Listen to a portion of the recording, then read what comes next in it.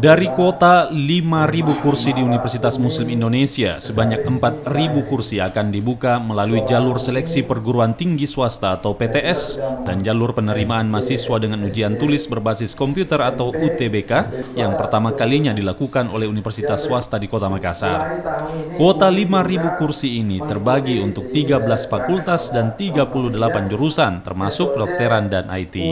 Sehingga kita di UMI menggunakan dua metode seleksi. Yang pertama itu adalah kita sama dengan PTN dengan mempersyaratkan tadi UTBK dengan tidak ada lagi ujian tertulis, sisa wawancara di tingkat fakultas, kecuali fakultas kedokteran dan fakultas kedokteran tinggi yang ada ujian skill keterampilan.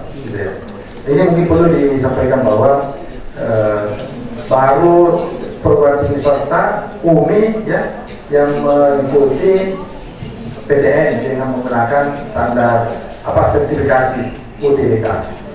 Penerimaan mahasiswa baru UMI dimulai dengan jadwal pengambilan formulir dan akses SPMB hingga 12 Mei 2019 dan ujian tertulis serta wawancara pada 15 Juli 2019.